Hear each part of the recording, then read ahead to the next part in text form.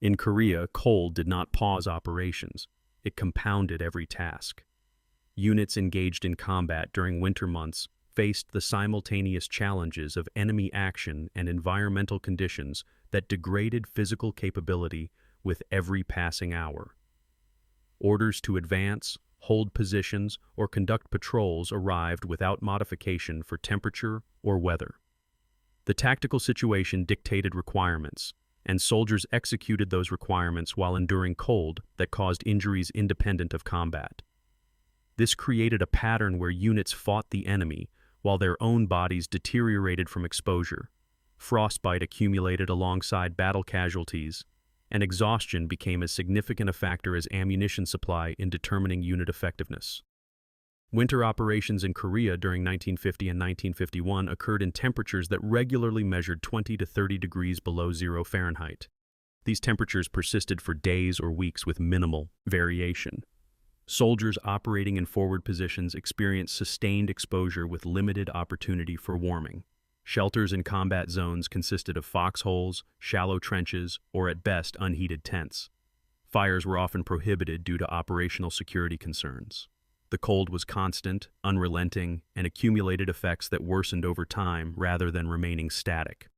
A typical day for infantry in defensive positions began before dawn, with the need to become mobile after hours of cold during the night. Soldiers emerging from sleeping bags or shallow rest faced immediate exposure to temperatures that could cause frostbite within minutes on exposed skin. The first tasks involved putting on equipment that had frozen overnight, checking weapons that might not function due to thickened oil, and preparing for whatever the day required. These preparations occurred while bodies were still cold from the night, before any warming from activity could take effect. Morning routines included guard relief, perimeter checks, and preparation of whatever food could be heated. These activities exposed soldiers to wind and cold while requiring physical effort that generated perspiration. The perspiration soaked clothing, which then froze, creating a cycle where activity intended to maintain warmth actually contributed to cold injury over time. Leaders understood this dynamic but could not prevent it. Operations required movement and activity, which meant accepting the consequences of sweating and subsequent freezing. Contact with enemy forces often occurred during daylight hours when movement was possible and observation was clearer. A patrol moving through snow-covered terrain might encounter enemy positions unexpectedly. The engagement that followed required immediate response despite physical condition. Soldiers whose hands were numb from cold had to operate weapons. Those whose feet had limited feeling from extended exposure had to move tactically. The cold reduced reaction time, degraded fine motor skills, and slowed decision-making precisely when quick response was needed. Firefights in extreme cold revealed how environmental conditions affected basic combat tasks. Loading magazines with cold fingers took longer than normal. Operating safety mechanisms on weapons required more effort. Aiming through sights while shivering from cold reduced accuracy. Soldiers who had trained extensively in moderate conditions found that their practice skills degraded when performed with numb extremities and reduced coordination. The gap between training performance and combat performance under cold conditions was substantial and affected outcomes. After an engagement ended, whether through enemy withdrawal or cessation of contact, soldiers could not immediately seek warmth or rest. Defensive positions had to be maintained. Casualties required treatment and evacuation. Ammunition needed redistribution. Equipment required checking and maintenance. These post-engagement tasks occurred while soldiers were already exhausted from combat and suffering from accumulated cold exposure. The combination of adrenaline fade, physical exhaustion, and extreme cold created conditions where soldiers struggled to complete necessary tasks. Medical treatment of combat casualties was complicated by environmental conditions. Wounded soldiers lost body heat rapidly, particularly if clothing was removed to treat injuries. Medical personnel worked in extreme cold to stop bleeding, stabilize injuries, and prepare casualties for evacuation. The cold affected medical supplies, making solutions freeze and medications lose effectiveness. Plasma for treating shock froze solid and was unusable. Morphine for pain management thickened and could not be administered easily. Medical personnel adapted procedures as best they could, but treatment under these conditions fell short of what doctrine specified. Evacuation of wounded soldiers from forward positions to aid stations required time and exposed both casualties and litter bearers to extended cold. Carrying a wounded soldier through snow over difficult terrain exhausted the bearers quickly. Rest stops were necessary but exposed the casualty to continued cold during periods of immobility. The journey from point of injury to medical treatment that might take an hour in moderate conditions could require several hours in winter. During that time, cold could turn survivable wounds into fatal injuries through hypothermia and shock. Soldiers who were not wounded in combat still accumulated injuries from cold exposure. Frostbite developed gradually through repeated exposure rather than from single incidents. A soldier might experience minor frostbite to fingers one day, have the condition worsen slightly the next day, and continue degrading until the injury became severe enough to require evacuation. This progressive deterioration meant that unit strength decreased continuously even without combat losses. A company might begin a week with full strength and end with 20% of personnel evacuated for cold injuries despite minimal enemy contact. The accumulation of frostbite casualties created difficult decisions for leaders. Soldiers with early-stage frostbite could still function if they limited exposure and protected affected areas. However, continuing to use these soldiers risked worsening their injuries to the point where permanent damage occurred. Evacuating them immediately preserved their long-term health but reduced unit strength when personnel were already scarce. Company commanders made these decisions case by case, balancing immediate operational needs against concern for their soldiers' welfare. Night brought renewed challenges as temperatures dropped further and darkness complicated every task. Guard duty during winter nights exposed soldiers to the coldest hours with limited ability to move around for warmth. 2-hour guard shifts in extreme cold created genuine risk of serious cold injury. Units experimented with shorter shifts, but this increased rotation frequency and reduced sleep for everyone. The trade-off between maintaining effective security and preventing cold casualties had no perfect solution. Sleep during winter nights was poor quality even when opportunity existed. Sleeping bags provided insulation but could not eliminate cold when ambient temperatures were 30 below zero. Soldiers slept in their clothing, removing only outer layers and boots. Even inside sleeping bags, extremities became cold enough to wake soldiers repeatedly. The broken sleep pattern meant that soldiers never achieved full rest, and fatigue accumulated night after night. After a week of broken sleep and extreme cold, cognitive function and physical coordination were measurably impaired. Food preparation and consumption were complicated by cold. Rations froze solid and required thawing before they could be eaten. Heating rations consumed fuel that was in limited supply. Soldiers often ate partially frozen food rather than wait for complete thawing. Consuming cold or frozen food lowered body temperature and reduced the nutritional benefit. The calories consumed provided less effective energy when the body had to expend energy warming the food internally. Despite eating regularly, soldiers lost weight and physical condition deteriorated over weeks of winter operations. Water supply presented constant difficulty. Canteens froze solid within hours of being filled. Soldiers learned to keep canteens inside clothing, but this provided limited capacity and was uncomfortable. Melting snow to produce water required fuel and time. The water produced had to be consumed quickly before it froze. Many soldiers operated partially dehydrated because obtaining adequate water was difficult. Dehydration contributed to cold injuries by reducing blood volume and circulation to extremities. Defensive positions required maintenance that was complicated by frozen ground and limited materials. Foxholes that had been dug with difficulty through frozen earth needed constant clearing of snow.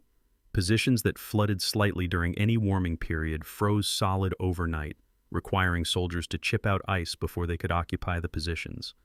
Building up fighting positions with sandbags or other materials was difficult when hands were numb and materials were frozen together. The defensive positions that resulted from these efforts were often inadequate, but represented the best that could be achieved under the conditions. Weapons maintenance consumed time and attention that increased under winter conditions. Rifles needed cleaning multiple times daily to prevent freezing. Machine guns required even more frequent attention.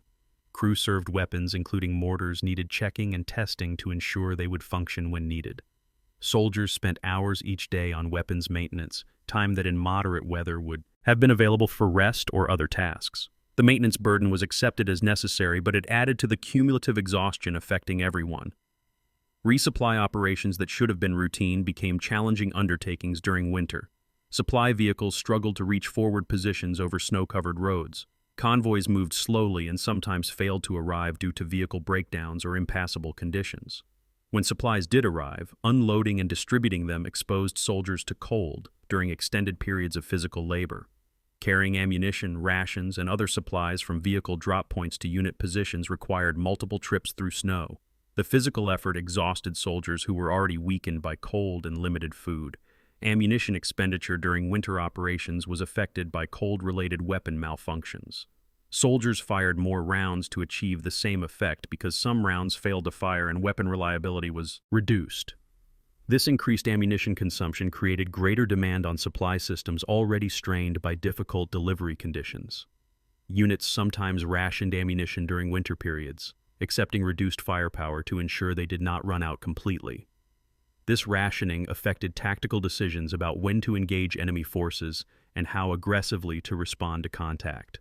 Communication between units and with higher headquarters remained difficult throughout winter operations. Radio batteries drained quickly in extreme cold. Radio operators kept spare batteries warm inside clothing, but even warm batteries provided reduced operating time.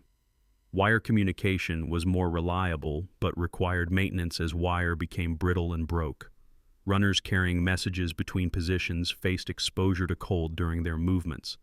The combination of unreliable communications meant that units often operated with limited coordination and incomplete understanding of the overall situation. Leadership challenges multiplied under winter conditions. Officers and non-commissioned officers faced all the same physical hardships as their soldiers, while carrying additional responsibility for making decisions and maintaining unit effectiveness. Leaders who became too cold or exhausted to think clearly made poor decisions that affected entire units. Recognizing when leaders needed relief was difficult because everyone was suffering to some degree. Units sometimes continued operating with impaired leadership because no alternative existed. Rotation of units from forward positions to rear areas for rest occurred irregularly during winter. The tactical situation often prevented relief of units that had been in position for extended periods. When rotation did occur, the rear areas offered only marginally better conditions. Heated facilities were limited and could not accommodate all personnel. Soldiers rotated to the rear found themselves in unheated tents or buildings that provided shelter from wind but little actual warmth. The rest periods helped but did not fully restore soldiers who had been operating under extreme conditions for weeks. Medical evacuation capacity was strained by the volume of cold casualties combined with combat wounded. Aid stations and field hospitals received more patients than they could optimally handle. Medical personnel worked extended hours treating frostbite, exposure, combat wounds, and illness. The cold affected medical facilities as well, with instruments and medications requiring special handling to remain functional.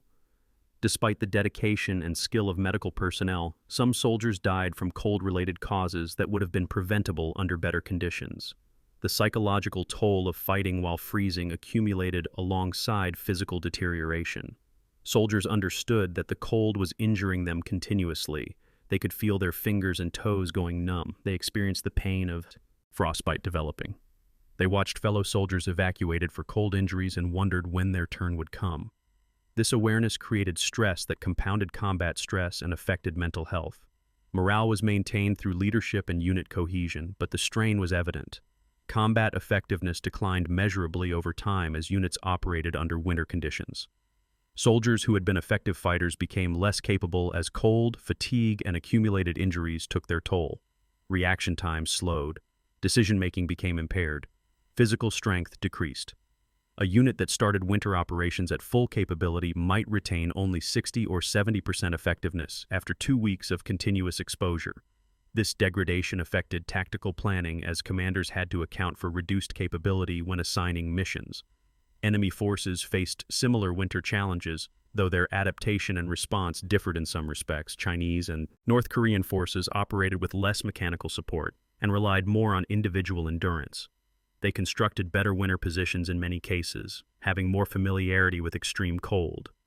However, their supply systems were more limited and their medical support was less capable. The cold affected both sides, creating a shared hardship that influenced how operations were conducted. The question of how long units could sustain combat operations under extreme cold had no simple answer. Individual tolerance varied widely. Some soldiers maintained effectiveness for weeks, while others deteriorated rapidly. Unit cohesion and leadership quality affected endurance substantially. Well-led units with strong internal bonds performed better and longer than units lacking these qualities.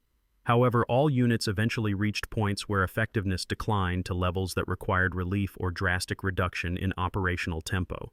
By late winter, American forces in Korea had developed procedures and practices that reduced cold casualties somewhat compared to early winter. Better distribution of cold weather gear helped. Improved heating of rear areas provided more effective rest periods. Medical procedures for treating frostbite advanced through experience. These improvements made winter operations less catastrophic but did not eliminate the fundamental reality that fighting in extreme cold caused continuous non-combat casualties and degraded unit effectiveness. After-action reports from winter operations consistently noted that cold casualties equaled or exceeded combat casualties during many periods. A division might report 500 frostbite casualties in a week, alongside 300 battle casualties. The cold wounded more soldiers than the enemy in many operations. This pattern persisted throughout the winters of the Korean War, demonstrating that environmental conditions were as significant a factor as enemy action in determining casualties and operational outcomes. Understanding how soldiers fought while freezing to death requires recognizing the distinction between acute crisis and chronic deterioration. The cold did not kill most soldiers suddenly, but degraded them progressively over days and weeks. Each day of exposure added to cumulative damage. Each night of poor sleep deepened fatigue. Each meal of inadequate nutrition weakened bodies further. The process was gradual but relentless, creating conditions where soldiers became shadows of their former capability while still being required to perform combat duties. The expectation that soldiers would continue fighting despite these conditions reflected operational necessity more than disregard for welfare. The tactical situation required units to hold positions, conduct patrols, and maintain contact with enemy forces. These requirements did not pause for cold weather. Commanders at all levels understood the cost being paid by their soldiers but could not abandon missions simply because conditions were harsh. The balance between mission accomplishment and soldier welfare was never perfect and often tilted toward mission at the expense of individuals. Soldiers who survived winter combat in Korea carried physical and psychological scars long after the war ended. Frostbite injuries caused permanent damage to extremities. Exposure to extreme cold affected long-term health in ways that became apparent years later. The psychological impact of enduring such conditions while maintaining combat effectiveness created memories that defined their understanding of hardship. For many veterans, the cold remained more vivid in memory than specific battles or engagements. The legacy of winter combat in Korea influenced military doctrine and preparation for subsequent conflicts. Cold weather training programs expanded. Equipment procurement prioritized items proven effective in extreme conditions. Medical protocols for cold injuries improved based on Korean war experience. These changes came too late for those who fought in Korea but benefited later forces. The lessons were learned through the experience of soldiers who fought while freezing, paying the cost of that education through their suffering and sacrifice. Reflecting on winter combat operations in Korea reveals how environmental conditions can dominate military operations as significantly as enemy action. The cold shaped what was possible, limited what could be attempted, and determined outcomes in many situations. Soldiers demonstrated extraordinary endurance in continuing to fight under conditions that approached the limits of human survival. Their performance was not superhuman, but reflected ordinary people pushed to extraordinary lengths by circumstance and necessity.